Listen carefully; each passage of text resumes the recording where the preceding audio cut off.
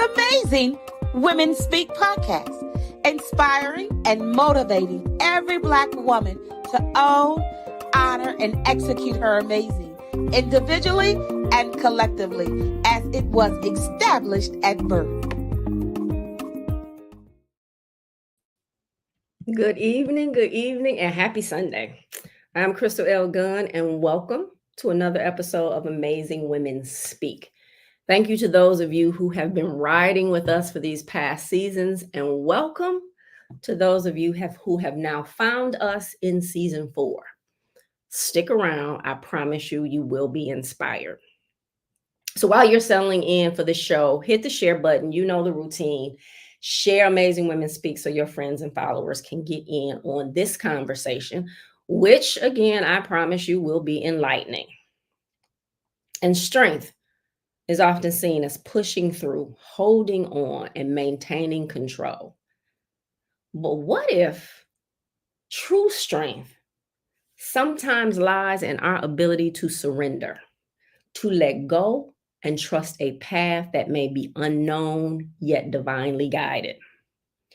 What if releasing rigid control can open us up to new answers, perspectives, and growth? Dr. Holmes talks about the secret sauce, the art of surrendering to the divine flow, which allows us to open ourselves up to be blessed beyond our wildest dreams.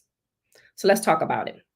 The strength to surrender when obedience leads to greater wisdom. But before we do, and before we welcome our other guests, I must first welcome my BFF, Michele. Thank you for saying yes to Amazing Women Speak. Thank you for coming on here and curating these conversations like no other, like only you can. So thank you, my friend. Absolutely. Don't know where else I would be than riding with you to have these conversations. Super excited. Another dope conversation is on deck. Whatever platform you are joining from, we invite you to become a part of this conversation. We love to see your chats, your comments, your questions. Put them in there and we will bring you along as a part of this conversation. But we can't do that without bringing in our amazing guest. And I don't want to tally long getting there because, as you know, this is the fastest hour of your day. So, Dr. Sonya, come on in here and introduce yourself. Oh, great evening, my amazing women. And first and foremost, let me say thank you to our amazing host, Miss Crystal L. Gunn and Miss Michele Harper. I thank you for the opportunity to come back to this platform because you are just as amazing with every single episode. So to those who are watching, I am Dr. Sonya and Weaver, and I am just honored to be here. This topic is dope, and I can't wait to unpack it. Welcome. Juanita, please introduce yourself. Oh, wow. Hi, everyone. Thank you for having me, Crystal and Michele. Let me take up some space and be a part of this community. I, too, am delighted to sit virtually alongside Sonya for a topic that when Crystal sent it to me, I was like, I want to talk about it because that's also another level of, right, surrendering and releasing what we can't control and going with the flow. So I'm delighted to be that in that communion with everybody today and talk about that so we can connect and release. Let's get to it. So I always like to take a step back before we go forward. And so I want to open with this question. Even when we know it's good for us, why is obedience so difficult? Because we're hard-headed, because we think we know more than what we do. The true essence, and I know a great philosopher said it, when you think you know everything, you truly know you know nothing. But for whatever reason, we want to prove something wrong that's been proven time and time again. Yes, and a part of us, we want to hold on to our own will. We come out with what we want. You look at a toddler, this is what I want. It's easier, I think it's human nature. And so to be obedient, you're actually, killing a part of who you naturally are, so to speak. And again, like Juanita said, I know it. I know it all. I'm gonna listen to you. Right? So then let's begin to explore the path to obedience, right? Because until we can be enlightened in that way, recognizing that we are working against our own self-interest when we aren't obedient. Mm-hmm, mm-hmm. So the pathway to obedience, like what does that journey look like? And how do we begin to recognize that surrender is necessary? Well, ironically, and this is why the show, I do believe in divine order. The topic today, and I wasn't even I was visiting my brother and my sister-in-law's church, and the topic today was your destiny lies in obedience. Mm. So it's so timely, right? And what he talked about, he referred to a story we all know about the 10 lepers. And one thing that stood out is just simply go and do. It was just like the word was given to go. And their cleansing came in the obedience to go. Okay. So unpacking it, why don't we go? And I would say to a certain extent for me, it's this analytical brain here. Mm-hmm. I want to think it out. I want to know the end result. I want to, do all the math and make sure the T's are crossed and the I's are dotted. It can't be as simple as me just go. It got to be more. I got to know more. I got to do more. And for me, that has tripped me up time and time again. So what makes it difficult for me to be obedient at times is I just think sometimes things should be more complex than what they actually are. And it has to be more to it than that. Right. So it's this brain that trips me up, to be honest. That's me, Yeah. What does that look like for you, Juanita? When you have to realize that letting go creates space, right, for true insight to emerge, because sometimes the math isn't mathing. No matter how analytical we want to be, some things just don't add up. And I had to learn that, I think it was Oprah or one of her authors said, ego stands for edging God out. Mm-hmm. I don't know more than my source, right? Whatever your source is. And that goes back to thinking you know everything. So that's where you have to surrender and release to what can be, right? Because right now you're just resisting something that it's a variable. It's happening whether you want to or not. But when you release, you allow yourself to embrace what can be. And then that's where the wisdom comes, right? Because you have to go through something to learn something. Right. It's not the other way around. So a lot of times we can't rely on our own intelligence because we don't have all the faculties at that time. So I'm sorry. And let's also be clear though, that there's a health risk that comes in it too, because we then put this crazy amount of stress on us because we want things to happen when we want it to happen, how we want it to happen, et cetera, et cetera, et cetera. So that comes with stress and all of the things that go along with that. And it still doesn't happen when you think that it's supposed to happen. But we've been talking, it has to be that way. It has to be hard, right? I have to go up the hill in roller skates, right? Because if I don't, if it's not arduous, if it's not back breaking, it's not worth it. I'm doing something wrong. And I also think along with the stress, it comes some habits that we've learned. And a part of surrendering is unlearning some things.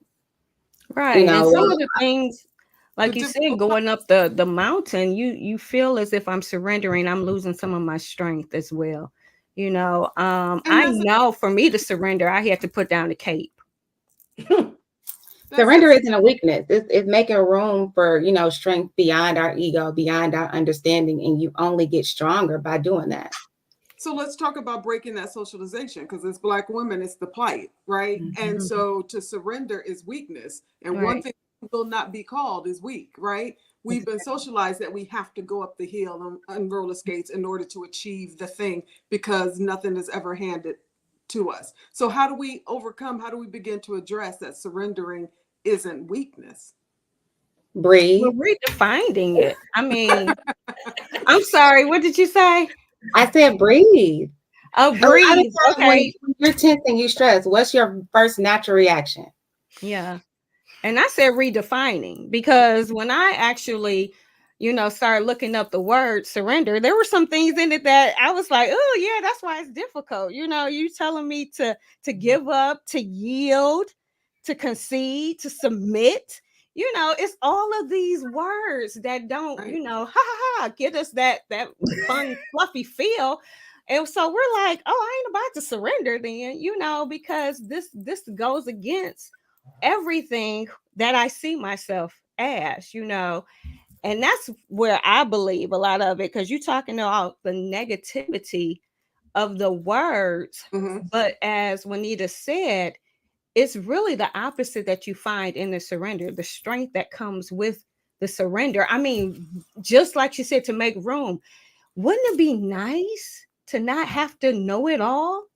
Wouldn't it be Baby. nice to be able to go and not have to have the plan all the time, because the plan is already there for you when you do so? That And is our plan is nothing like, is not as big as, it's not as complex as Divine. is it than the divine plan, right? right, And if you were given the assignment, if you were given the thing, you can't even start to comprehend right, how good it will be when you're trying to control it and you're right, trying to force it, when all we have to do is allow, because that is our superpower and who we are. And I think surrendering is really and truly a superpower. right. And if you were given an opportunity to choose some of the things that you would have to go through in order to gain the wisdom, the strength of endurance, the knowledge within yourself of the adversity of how you got through, I know I probably would say, you know what, that's too much. I don't want to have to go through all that. That's okay. I really don't want this after all, you know? And so for me, knowing the fact that, okay, if all I have to do is surrender me, surrender Sonya, and just go moment by moment, day by day, allow myself to be led, it doesn't seem as overwhelming. And it's not as much pressure really that I do put on myself, Crystal, getting back to what you say, the health and all that, to try to figure it all out. Mm-hmm. But So go ahead, go Crystal. ahead, Juanita. I would say, but see, the essence that Sonya hit on is that when you let go, you open up yourself to lessons that have purpose.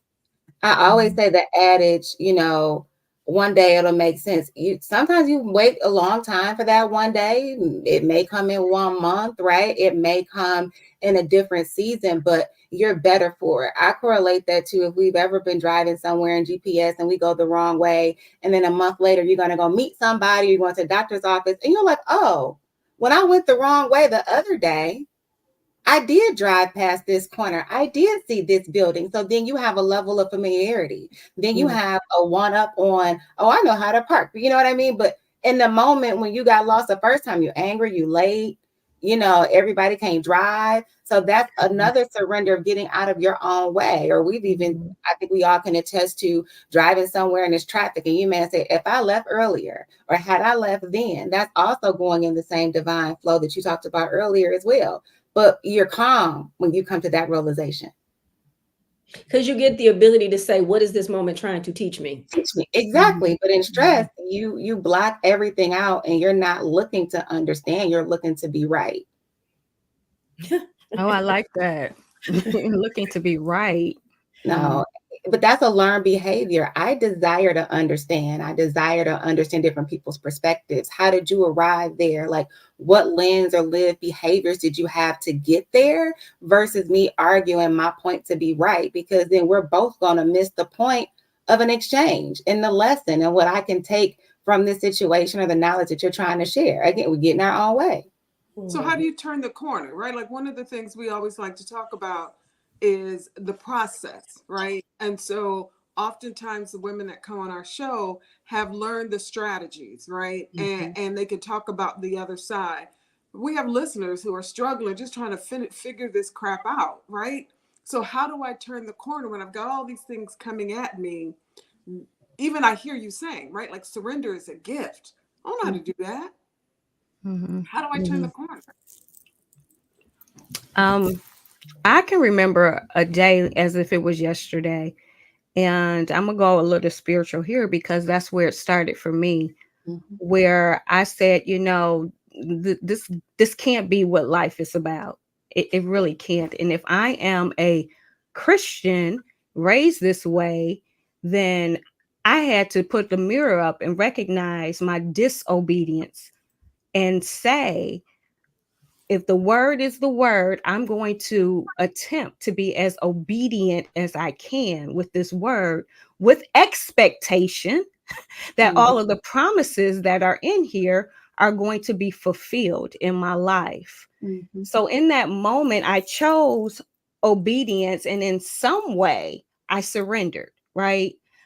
And what started to happen, life didn't get easier. Life didn't stop lifing. Right. But through the process, I still remained obedient. That's the only thing I can say for those watching. It's really a faith walk. It's really just putting yourself out there and say, let me try this out and see what happens. And for me, it became the best decision I made, but it sure as hell didn't make life easier. Did I gain wisdom? Yes, I did. And yes, I continue to do so. But each time, you get revelation, you've gone through something, and I remember going into my basement, working out where we have our gym. And it hit me that I couldn't lift the little, dumbbell bar, whatever it's called. I couldn't even lift just the bar without the help of my husband, and recognize, okay, that's your spotter, right? And at some point when we were working out, I became strong enough to do so. And I was able to just to do the bar by myself. And I see all of a sudden I had a correlation. That's where God is taking you. He has to get you strong enough to be able to do certain things. And it's not easy to do so, but you have to actually surrender and allow for the process to happen. And for me, I became stronger as I move along. But then you got to add on some more weight, which becomes difficult again. So it's kind of going from level to level, from faith to faith, from blessings to blessings. But in all of those processes, what remains the same is me attempting to be obedient. And sometimes I do, and sometimes I don't. That's an understatement. And I also feel is that if you've done it before, you can do it again. So the same premise, of the weight. So reminding yourself that you can persevere. Now, I'm not going to say you don't want to go to Phillips Island. My husband would tell me, you need to go to Phillips Island. I need to go feel the way I need to feel, right? I need to go be Eeyore and Winnie the Pooh. Like, I'm not feeling like being Tigger right now, right? Because I'm not going to tell people it's always that energy all the time, but it has a time limit. I need to go feel it. I'm going to go and take a quick layover, right? Because it's a part of my journey to get where I have to go. But then you have various mantras like, I know who I am and whose I am. Whatever your thing is that you need to remind yourself, your I am statements, but remembering if I've done it before, I can, right? Like, do it again. I am doing it again, putting those things in action and not in past tense, right? Because you can't live there. You can only go forward. One of my past boss told me, I like frogs because frogs jump forward. I was like, I never thought about that. I've never seen a frog jump backwards, right? Meaning frogs have a purpose, right? We think they don't have any arms, but the point is, whatever your thing is to do, whatever your North Star is, go in that direction, go toward the light, and then surround your people who give you light. If you don't know anything else to do, whether it's adopting a scripture, a mantra, but continuously reminding yourself, who you are, whose you are, whatever anchors and centers you, and also cheering yourself on for whatever tangible step you're taking, because a lot of times it's like you got to do all of the things. Well, all the things get done in incremental ways. So that's also something to celebrate. And I know social media makes it look like it's a perceived 30-second reel, but how many of us have done a reel? How long does that really take? Right? The right clip, the right this. Seriously, right? It's all orchestrated. So if that is orchestrated, if an orchestra has X amount of people in the symphony, why would you or your life be any different? So continue to give yourself grace and align yourself with things that feel similar so you don't feel alone. And also you have to talk to me nicely. Talk to yourself nicely.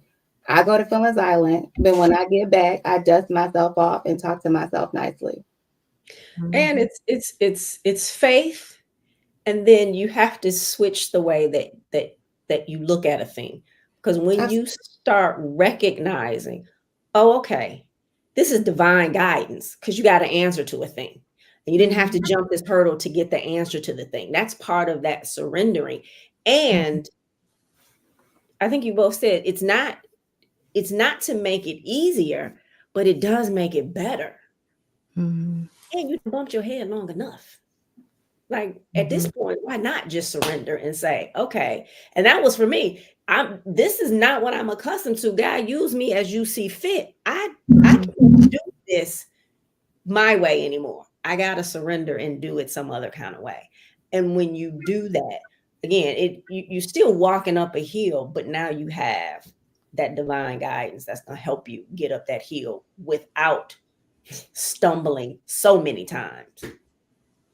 And it's seasonal, right? So today it was a decent day. Tomorrow you may need a raincoat, right? One day it may not rain enough, or you don't need a raincoat, but you may need a hoodie. So to your point, you adjust because you have that muscle memory that you've done it before, and you know how to gauge what's ahead to be prepared. That's the best thing you can do, is attempt to prepare yourself. But even in preparation, you still fall short. That's where grace and faith fall in. Failure. How did you get okay with failure? Right? Like, because it's got a part of that process, right? Like, it's evidence of learning. It's evidence of getting better. It's evidence of an attempt. My dad used to always tell me, show me what try looks like. Now show me what do. You know what I mean? Like, what is this repetitive action? So if I'm getting closer, because it's similar to what I mentioned, getting lost. If I fail, it's just evidence I tried something. I need to try it a different way. So if I baked the cake and didn't add enough sugar, it was a failure because it's bitter, right? It doesn't taste right. But the next time, if I add an extra cup, that lesson, that lived experience, right, helped to make me better. But again, I think we're okay with that in baking. We're not okay with that in corporate or career. We're not okay with that in relationship. We're not okay with that in weight, right? So we have to apply that same thought process to everything to be kinder to ourselves. Right. And as soon as you ask the question, Michele, I know my response. I'm never okay with failing. I'm just gonna be honest. I am not okay with failing, but I have to learn what it was in that process that I needed to learn. Where can I improve? What was my lesson? What was something? And I don't know if it's just who I am, but I do not like to fail. I recognize that it's going to happen. And so because of that, again, me analyzing everything, because I come from that feeling of I don't want to, but I have learned and found out I get better at knowing it's okay now if I do. I don't have to be this perfect person or have all the answers. Do I still like it when it happens? No. But I am so much better at bouncing back and recognizing the lessons in it and moving forward than I ever been. That's what it's there for. John Maxwell did a whole book called Failing Forward, right? It's innovation. It's the lesson. And when you say, and how dare we think that I'm not going to fail, that I have all of the answers. When the assignment was given to you divinely, like, how you think that you're just going to be able to go? God will give you a preview. He's not giving you all of the steps, right? So Right. part of those steps are failure so that you don't go and make that same mistake again, or that you learn a better way, or it doesn't work this way so that you can create a whole new way to do it. And I think everything is about changing our perspective and saying, okay, thank you for this failure. If you even want to call it failure, thank you for this opportunity. I like that word better. Thank you Absolutely. for this opportunity. Now I can create something that wasn't done before, or whatever it is, so that I can go forward bigger, better, grander, and with more wisdom. But even that, Crystal, is a mind shift, Oh, right? no question. Right. Moving from failure to opportunity Yes. is a mind shift. And so you talk about who do you need to surround yourself with in order to be able to elevate, right? And it's so critical. We talk about the importance of tribe on this show a lot. And so as you were making that shift, you discover like there is a freedom in surrendering. There is an absolute freedom, and you can't appreciate the gift of that. And unless you've got folks around you that are helping you see through the muck of your life, right? And recognizing that the path that you're on is not ultimately going to benefit you. So the tribe check, what is that like when you discover that the circle that you're in, right? Just had a conversation earlier with some girlfriends, and she's saying she's got a group of friends over here who are she's on this fitness journey. Oh no, you don't need to go do that. Like, you're doing too much, right? Like, you look great, right? And I said to her, seasons. You're in a season where they can't go where you're going. And you be okay for that disconnect to happen. And in the next season, if they're not there, they weren't meant for you anyway. Right? So how do you check the tribe to ensure that you are surrounding yourselves with folks that are helping you elevate, helping with that mind shift that needs to happen, to really understand that there's power in surrendering, that it's not weakness, that the wisdom that comes from it is the very next thing that you need to get to that next level? What does the tribe conversation look like? Wow. Again, I would say it's so timely with what the lesson was today, because he talked exactly what you said, that we tend to hold on to people beyond their season. And what happens is they become weights and they start weighing you down. And that was the check that he gave us. If it becomes a weight of heaviness for you, if it becomes where you're feeling like it's a lot to maintain this relationship, he said, you have physical, actual signs of maybe this person's season has passed. And it's definitely a light bulb moment, if you will, for what you just said, Michele. If you have something that you desire to do and you know it's going to benefit you for whatever reason it may be, and when people start saying what you don't need to do versus to try to understand even where you're coming from to support you in it, then that is a sign there as well. You don't have to understand the decision I made, but if you're there for me, then you will have that conversation to at least say, well, what's driving you? Where's this coming from? And, you know, my role to be a part of your tribe, if you will, is to understand this and understand you and recognize that people do change. And so let me get to know you if I'm truly for you. You know, you talk about, you know, I have a BFF too. I mean, we've known each other since third grade. We are not the same third grade women as we are. So how did it sustain? Because we have gotten to know one another in the different changes that we go through. Do we always agree with one another? Of course not. But do I take the time to find out, well, what's going on? Where's this coming from? Yes, I'm here for you if this is what you need right now. You know, that's kind of how I see the check, you know, personally. And sometimes people are in your village and they're not in your tribe, right? Like people move back and forth in your life. I know I've been in a situation where, You're talking about working out. I wasn't there. I wasn't motivated. My mind wasn't right, because when you lock in, you do have to lock in. But my friend asking me to come, just checking in on me and showing her process, not gloating, right? Look at me, I'm doing this, you're not doing that. It did serve as an aspiration. Like, I'm not alone. I could go with her, right? I could get a buddy. Then it happened where our rotation switched. Then I was the one always going and she fell back, right? So depending on if you're really in my tribe and you're going through your own personal season or something, that's different. Other people, they may be more villagers now. I see you in passing. And if you are more of a villager telling me I don't need to, I'd be like, you know what?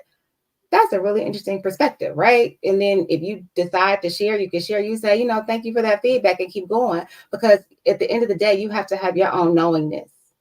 And if you're going to be that distracted, then you may not be ready, because I know I'm a light to my friends and they're a light to me. Sometimes their light is brighter than mine and vice versa if you are in my tribe. Now, if you're in a village, you see me from far away, right? And you see me in passing, but by the time I've done the work and you're like, well, dang, now you're doing X, Y, Z. I invited you, but I can't make you go, right? So it just depends on the proximity, as they say in a movie theater. Like, are you in the front row? Are you in the mezzanine? I get it. You got there late, so you upstairs. But the people who are with me, who come early, we like to park, get good seats, and all the amenities that come with coming early. You are in the front row with me. And I had to learn it's okay when people change aisles and mezzanines and floor plans, and not to take it personal. Mm-hmm. And Nadine made a great comment that she's learned the very best tribe to motivate her is her. Sometimes on your journey, that isolation is really, really, really important, because it's just something for you. But that tribe also, if you're not pushing me, pulling me, or walking next to me, then you're really not in my tribe, right? You just, and sometimes pushing and or pulling doesn't mean that you've said something. Sometimes I can just watch you and say, okay, I'm motivated in order to be able to do. And you're not even doing the thing that I'm doing. And I say this to Michele all the time. I always say, if you don't have a best friend that just by her being who she is doesn't motivate you, you need to get a new best friend. We don't have the same journey. We got different callings in our lives, but I see what she does in hers, and it's a motivation to me. So you got to really and truly check those people that are around you, and you don't have to kick them to the curb and you not and never talk to them again. You just circle back in a year, meet them out for some drinks or something, and keep it moving. And truly wish them well. I think also in our culture, we wish people well and we don't really mean it. You know what I mean? It's kind of like a little passive aggressive. Like, I wished her well. Okay, well, did you? Like, and it's not even putting that much into it. If I offer you to roll with me, I genuinely want you to come. If this is not the right time for me because I respect you and where you may be in your life situation, that's cool too. But you always have an open door policy if we can vibrate on the same level. If not, and you can't get with it, that's great too. But that's not going to derail me from doing me. Yes. And I want to add one thing. If you truly have found yourself in a surrendered state and you're being led into your purpose, I have found that the energy that I start to exude from this, people have naturally just removed themselves in that season, in this season, and so that's another part that I found to be very freeing, because I didn't have to. Now, a couple times I'm like, wow, I don't really want to let that go, but then when I made an attempt, it was an awkwardness or it didn't quite click anymore. And so I've learned, even in that growth, when it happens, to recognize that it's just a seasonal shift.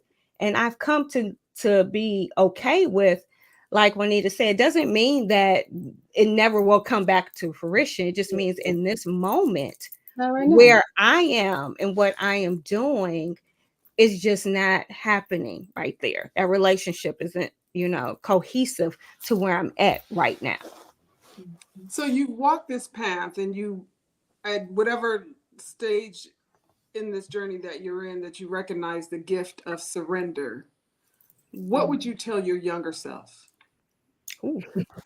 Surrender sooner. Yeah. Ooh. That's the easy part, right? Like that's the word. Mhm. Like, but what's the gift in the surrender that you've discovered where you are now that you would tell your younger self? The time you've wasted being hard on yourself is time you could have put into talking to yourself kindly or figuring it out. Mm. I think sometimes we belittle, berate, and just get really down and compare. And instead of comparing, be curious. Why do I feel awkward, right? Why isn't this job thing, whatever, aligning with what I think I want to do? Career-wise, I tell anybody, do not find a job, find joy. Let the why anchor you in your purpose, because no matter your vocation, it's going to be some turbulent days. And if your why is aligned and feeds you and gives you life and it can sustain you outside of that financial currency, like the broader currency of life, like, am I getting something in return? That's when you know you're on the divine path. And I think early on, we're not taught that it's okay not to know. Mm-hmm. No means next opportunity. It's not a finite like door closing. And when you don't have that perspective shift and you only hear adages that have been passed down to us because they sound good or that's just what we say, and you don't learn the power of unlearning things, like who taught you that? Right? Like, I don't know if anybody, heard when Jay-Z said he rapped for his uncle for the first time. He's flowing and nodding his head, and his uncle was looking at him very skeptically, like, what is this? Had Jay-Z relied on his uncle's skepticism, he wouldn't be where he was. Right. Sometimes you have to really tap into your own knowing. And if you don't know, it's okay. I don't think anybody's ever told us that. And I don't think we've ever celebrated. Now the generation is different. If you are the first, just because it's not a position or what they can see doesn't mean it's inconceivable. So that's what I would tell my younger self. I kind of want to add to that, in telling your younger self that it still may take you the same amount of time. You still may have to put in the same energy and encounter the same opportunities, because you had to learn the thing. You had to elevate in order to be able to walk through that door. And you couldn't get through the door that you have been able to walk through now without going through all of those steps, without climbing that mountain. So I don't know that we tell ourselves the things to shorten the journey, because the journey is where the magic happens. Mm-hmm. But I think going back to tell your younger self, these are some things that will happen so that they understand the journey, so that when they are elevated, they can walk through that door and shake up the room. Well, but Chris, and wisdom, right? Like the thing on the other end of that, right? Like, is the wisdom. And I am sure that there's some doors I wouldn't have gone through, right? And would have still have arrived whole. Like, right? Like, yeah. Going to tell me because I swear these 30 some years that I've known you, I'm like, can see some of those doors for you and for me. Like, what were we doing? That part of the journey, I don't know if I have to, like, wisdom will tell me, like, we're not doing that one. Right? Like, you still will have the ability to arrive whole and arrive every lesson. But you have to learn that lesson when you walk through that door. Like, I watched you walk through it. Like, why didn't I learn from you walking through? Right? Like, that's wisdom. That's Yeah. People from wise people, when they can watch somebody else and learn a lesson. And it's such a powerful tool and a gift. Be like, nope, I got to walk through it for myself. Yeah, like, do you really? Every single one? Yeah. Right? Like, yeah, I struggle with that. Because, like you said, you've seen me walk through some doors that, like, you should have pulled my coattail. Like, yeah, don't do that. Don't. Let's get you some wisdom another way. Don't do that. Not through that door. Look, or window, like, not through that. Oh, yes. But do we really learn if we don't fall in the hole? We might know how to get out of the hole quicker, but do we really lay down? And I don't know. I guess there is some things obviously that you learn when you experience it firsthand, versus watching someone else. You may have to learn your own inner endurance, in that moment. But I think I would like the opportunity to learn from other people and not have to experience every knock upside the head myself. But if and I'm really glad that I had an opportunity to ponder this. Like, what would I tell my my younger me? Probably, Sonya, don't try to do it all by yourself, and you don't have to know everything. you know that would have been me again, thinking of who I was then. Ooh, and what I went through. And even now, the more mature me, changing those mindsets, some of those things that took all of this time, that if I would have let go sooner, wouldn't be as difficult to surrender now, because they wouldn't be so part of, quote unquote, who I am or my, identity. So yes, if I could have learned that earlier, sooner, it would have been great. And that's just kind of part of the whole thing of surrendering. Like, stop trying to do everything, girl. Let it go. Yeah, or like Judy said, or learn what not to do, or at least choose a different door. That's huge. Choose a different door. Good Lord. Yeah. Wisdom is a powerful gift, and it is a gift, right? That we don't recognize that we deserve, that we should pursue it above all things. Right. Because what comes with wisdom is the freedom, it's the understanding of who you are and the gift that you are to this world. Juanita, you talked about joy. How'd you find your joy? It's that indescribable thing when you experience it, like whatever this energy is, like if I can bottle it, sell it, like this is what I want to do and be. I think by listening to my heart's desire to follow my heart when nobody else could see or know it was in my heart, even if they couldn't see it and I couldn't see it. And that takes a little bit of bravery. And the joy is on the other side of when you feel accomplished. When you validate yourself, not, other people. And when you look at, to your point about wisdom, and you're able to discern and look at things a little bit quicker, right? It's just like how we progress in math. You start with, addition, and you go up and up because you have the basics. And you're like, okay, I get this. This is what brings me joy. This is fulfilling, right? You could say happy. It's a little bit fleeting, right? Because I can still have joy and be frustrated. That's what I mean about the balance. When I can take out the positive, palate the sour, right? And still deal with some of the saucy people and things. Okay, I'm in balance. That's joy, right? Because I can figure out how to maneuver. And I'm fortunate to say I learned that early because my parents and my villagers and tribe, they gave me that opportunity. They didn't try to force fit me or my mind into one way. They're like, okay, you're a canvas, go figure it out. You like yellow, do yellow. You like a mural, you like abstract. And it was that encouragement that allowed me to do that. And I do that for everybody I'm around now. It's like the meme. It says, I'm the person you're going to mess around. I'm going to help you do everything you want to do, because I was afforded that gift. So that is how I get my sense of joy, and I give it to others. That's awesome. I love that whole explanation.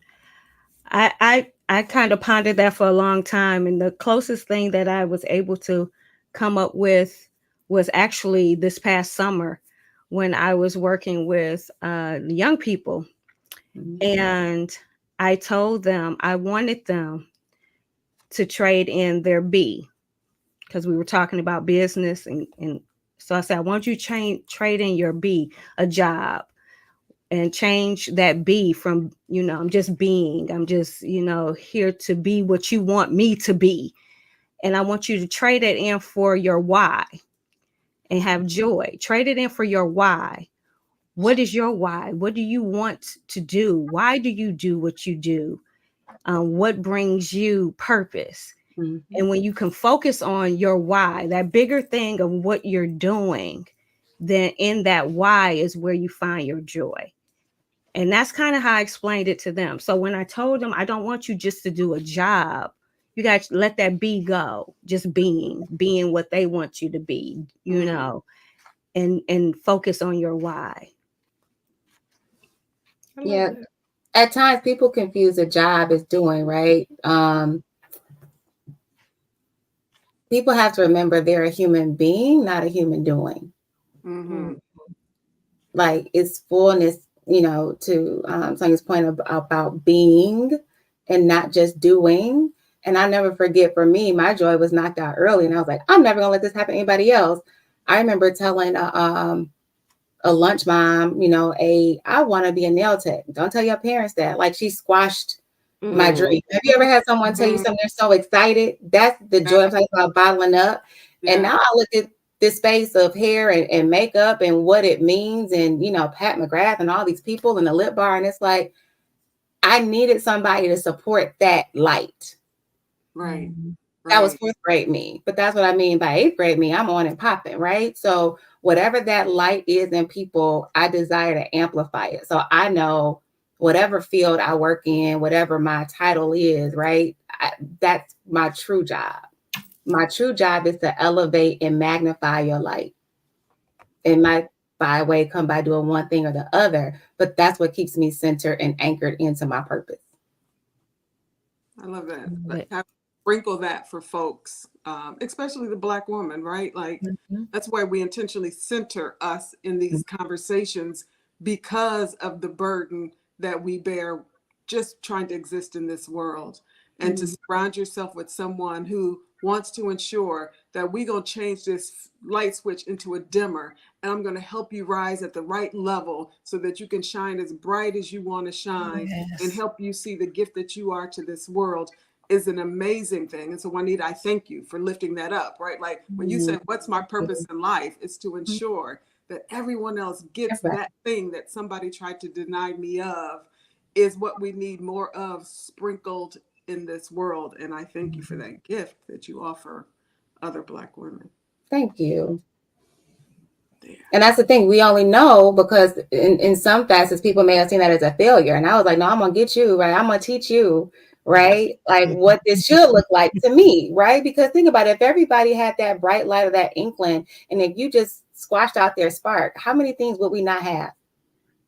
Right. And at times, it's you want a real surrender is when people don't know how to help you get there. And that's okay too, because that goes back to your village and your tribe. If I don't know, I have somebody else who does. And if they don't know, they're going to help you find out too. But instead of surrendering to them not knowing, they decide to not purposely or maliciously dim your light. That's just their behavior. And that's where unlearning that behavior has to come in. Just because you didn't see it, let me help illuminate it so you can see it. That's the response, you know, it should be. So if everybody could adopt that energy, we all would be so much better. Yeah. True. Renee said, and I love the comment, we're here to understand and not control. Like I said, can't be right. Right is the direction and the control, right? Right. Whereas understanding is the breadth of what exchange is happening here. That takes a bigger person. That may take more time. That takes understanding. That also takes a desire to learn. Surrendering is the opportunity to learn beyond what you know and what you can see. That you're trusting, and as Sonya said earlier, you have an expectation of something good. We Jedi mind trick ourselves all the time about it's not going to be good because we don't talk to ourselves nicely. Yeah. I wrote the word control down. I guess I didn't want to say it though. We're not talking about control. I did write it. I would tell my younger self not to control. I wrote that down. And I know Crystal and I had that conversation, and I was like, yeah, I guess maybe. I was talking about something different. She said, well, that sounds like control too. And I'm like, yeah, I'm just trying. She said, you just try to control. You just control. And so surrendering is, to me, almost the flip side of the coin, letting go of control. And that was really a growth for me. And I do thank Crystal for pointing out, because there's a lot of things that I didn't see as me being or trying to be in control, but it really was. And recognizing even just that allowed for opportunity for me to see the other side of where I needed to surrender and actually, let that go. If we could transition control into collaborator or co-conspirator. So if you get in the car and you're doing a road trip, what is like the most delicious thing, right? When you can put it on cruise control. So if cruise control is surrendering, it aids your trip. It's a tool that you can tap into when you need it. You can control or help implement, right, the speed in which you go, but it'll make sure you don't get a ticket. You can chart what time you get there. That's a collaboration. If we want to have a C word, we can have a C word and say control. But when you look at, let's control the situation by implementing tools and amenities and features that will enable me to breathe, enable me to, unclench my jaw and or fist. It was made by innovation to help me do the great thing I want to do. Who wants to go on a 12-hour drive? But if I say you have cruise control or a level of autonomous vehicle, like, oh, that sounds, then we get excited, right? Because we like tips and tricks and whatnot, but we don't apply that practicality into a hardship. So I think that's something else we should embrace. It's just like, if you're going to bake, you can do it by hand, you can whisk all day long, or you can get a mixer. Right. Ingenuity, right? Yeah. But if we saw, you have to soften yourself to get to that point, and that too is you got to unlearn. Yeah, everything doesn't have to be as hard. Like it just does not. And really doing some self-reflecting on, like, where am I contributing? Right? Because you're a contributor either way. I love to tell people that whether it's good, bad, indifferent, what role did you play? I'm not blaming you, but you do have to take a level of responsibility. And the other piece of that is reflection. Yeah, that self-accountability is hard, and it's part of the work. We've got to do it. Like you said, it's so important to unlearn the things in which we've been socialized to believe and to think that as Black women, we have to endure, as Black women, that we have to go through, and that we can only settle for. Like, there's another level, and it takes that self-reflection, and it takes amazing women like you and Dr. Sonya to help us recognize what that next level looks like and the possibility of it, and what the gift of surrendering really does provide us. So I told you, like, this is the fastest hour of the day. And wow. Right, like, what you provide to Black businesses, small Black businesses. Talk to us about the joy that you offer through that part of the many things that you do in this world. Was that for me? Yes. Oh, okay. Right, much like Juanita, right? Like, her joy is ensuring that one of the joys that I know that you offer, right, like, is the elevation of small Black businesses. Yes. Right, like, so talk to us about that. I have this vision of what I believe to be so true, or either I'm just selfish enough to want to see it happen. And that's going into communities that look like me and driving down those streets and seeing businesses just booming, and they're owned by people that look like us, and they're serving people in the community that look like them, because I experienced it growing up.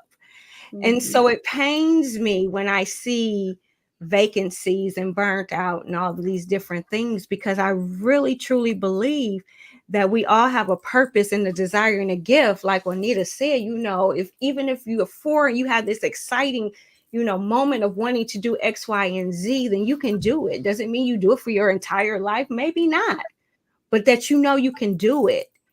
And I just love when I can assist someone walk in that purpose, their dream, and their desire.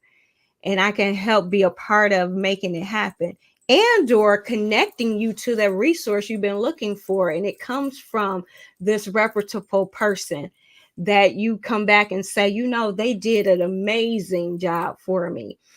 And because I love doing that with adults, then I decided, hey, next generation, when you talk about mindset, we talk about going back to the younger you. It's so easier to change your mind or to introduce concepts when you're younger.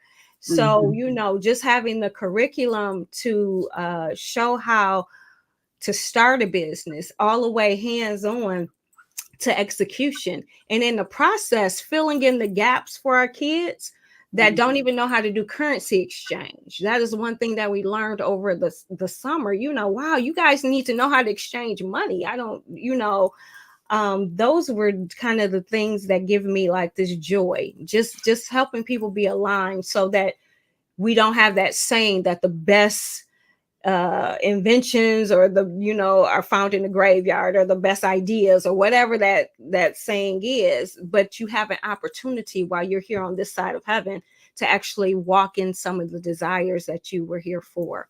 So that's why I do what I do. And, you know, I told one of my clients I could do it, you know, from the joy of not getting paid. But then Crystal Gunn would get on me and be like, okay, no, this is not your charity work. You have to find somewhere else to be a philanthropy. But I would do it without getting paid. And that's when you know you got joy. Seriously. I do. And it is definitely something that I could talk about from sun up to sundown, because it's just this amazing vision that I know is possible. I love that. And not surprising that came from Crystal. we can do a both and out here, right? Like you can have all the joy and make your money. Right. Oh, that's funny. Yeah. Yeah. Miss Juanita, can you tell us about this really dope and amazing thing that you do with flowers? Philanthropic effort to basically what you just said, Sonya was doing. I love to love on people. Flowers are an extension of that. And you may have heard the adage, we're the flowers, right? We're fragrant, we're colorful. There's so many species. So a good friend of mine, AJ, was hosting something called Sunday Communion, where it was like this, but we came together in an intimate set with women to talk about various topics. Traditionally, flowers culminate something, right? It communicates something. It's a symbol for something. So I said, okay, if 7 is the number of completion, we'll do a floral bouquet, because they need to go take this fragrance and put that back into their life or whatever they're affirming that they're going to do. But here's the unique thing, right? Red roses mean love, yellow roses mean fidelity, and so forth and so on. So instead of taking the flower by color, take what you need. If you need freedom, take birds of, paradise. If you need love, or you want to give love or radiate that, take a rose, and so forth and so on. And it really started because sunflowers, they grow toward the light. And as I said earlier, we are all the light. So my friend AJ allowed me to practice my philanthropic effort of loving on people and being the flowers and creating a flower bouquet. But it's so much more than the flower itself. It's affirming whatever you need, you're taking. Talking to yourself nicely, giving yourself those things, because you have to see it. I'm a big believer and advocate for a visual representation of what you need as a reminder. When your joy tank is getting low, if you can look up and see that flower, that painting, and so forth and so on. So it's something that I helped her do this year that I'm really proud to, again, support my friend and their vision, but also be that light and help amplify it. And I think it went over well. Awesome. And that's how I met Crystal. I love that. That was the first time I'd ever heard it put that way. Take what you need. You know what I mean? And I just thought that was really, really powerful.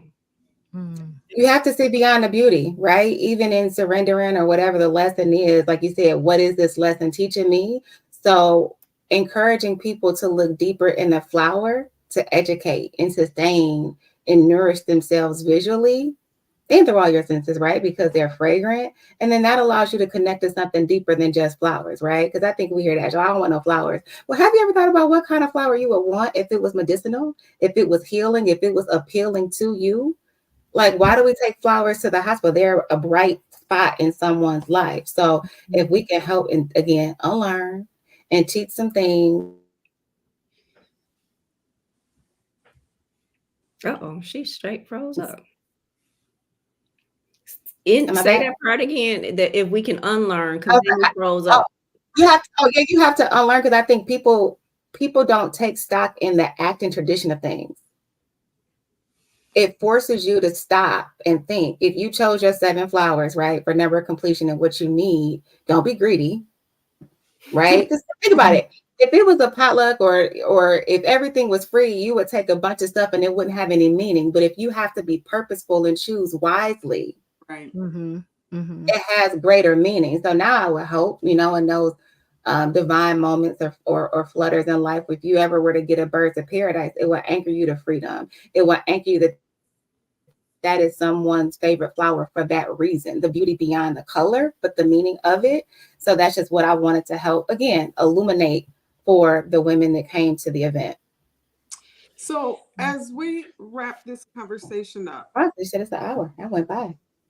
And to our listeners, as we think about the power of surrendering and the obedience to understanding that we need to surrender, I want you to know, fill in the blank. So I'm asking both of you to share with our listeners, right? Like, as we think about the need to be obedient, the gift of surrendering and the wisdom that comes with it, I want you to know, or I want you to remember, fill in the blank.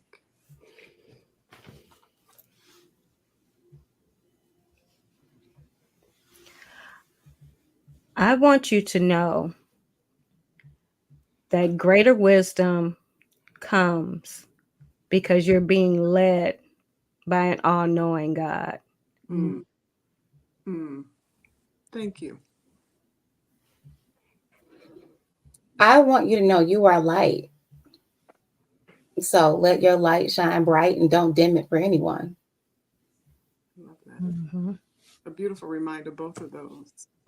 Thank you both for sharing this space, sharing your thoughts and your wisdom with us. Nothing is without intention. God is so purposeful, and he puts people in your path and in the right spaces to elevate the conversations that allow us to think about what's next for me, and that it is possible, and that surrounding myself with women who are here to uplift and not tear down is possible. It does exist, right? Where our elevation is about, who am I taking with me? How am I creating space for the next woman to elevate as well? Sole purpose of what we do here in these conversations. So I thank you both for taking time, for making time, and sharing your voices. I know somebody got better today. So I thank you both for being with us in this conversation of Amazing Women Speak. Crystal. Thank you. Before we totally wrap this up, Sonya, how can people get in touch with you? Yes, you can get in touch with me on social media. You can call me directly at 734-991-3995.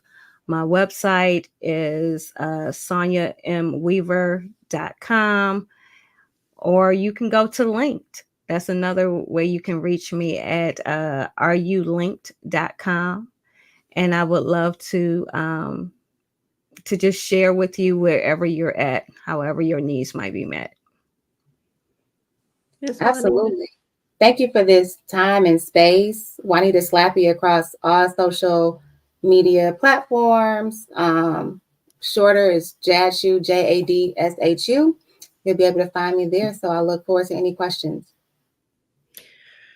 Thank you, as Michele said, for coming on and sharing your wisdom. The strength to surrender, I promise you, it's greater on the other side when you decide to do it. I appreciate both of you, your talents, your gifts, and what you share with the world, and the impact that you make, and the light that you all shine. Michele, thank you again for just being who you are. And thank you to our listeners who pour into this conversation, who add so much to it. And I hope those that get a lot from it. You guys are absolutely awesome. I am Crystal L. Gunn. I am a Black woman, and I absolutely own my amazing. Michele? Yes, you do, my friend. As always, I will not close the show out without thanking you for being obedient to the call that God put on your life to create a platform such as this, to create space such as this, that we get to grow our community of Black women believing that there's something better inside of each and every one of us. You continue to bless lives for women who have yet to be in a physical room with you. And I'm so grateful for your ongoing obedience. It is amazing to share this platform with you every single week and have these amazing conversations with amazing women. I'm so very blessed to be able to call you my friend and take this ride with you. My name is Michele Harper. I am a Black woman, and without apology, I own amazing. Juanita. My name is Juanita Slappy. I am filled with light. I am a Black woman, and I own my amazing. Dr. Weaver. Yes. And just to close to say that, Michele Harper, I am truly always inspired by you, especially by your rock hard abs, girl. I'm going to let you know I am truly inspired by you. I am inspired by you, Miss Crystal. You are the first person who made me believe I was dope. Thank you for that. And I'm just looking for the opportunity to get to know more about you, Miss Juanita. And I'm thankful that I got an opportunity to share this platform with you this evening. For those of you who do not know, I am Dr. Sonya Weaver. I am a Black woman, and I own my amazing. Amazing Women Speak is sponsored by the Amazing Women Network, which was created to unite and empower Black women globally, focusing on the pillars of reclaiming personal power, mind, body, and spirit, reclaiming financial power, and increasing our social involvement. Visit us on the web and register to join at Amazing Woman, WOMAN, network.com. Also find Amazing Women Speak on Facebook, Instagram, YouTube, Twitter, LinkedIn, and Spotify, whatever your favorite platform. Like or subscribe and turn notifications on so that you don't miss an episode. Also, take a look at the past episodes. Look at the topics and find those that speak to your soul. I promise you, you're going to find quite a few. And after that, share them with someone that you know. Be a blessing. Thank you all for joining us this evening. Thank you again to the newcomers and to those who tune in each and every week. We love you. We appreciate you. And we look forward to meeting with you again. Thank you so much and have a fantastic night.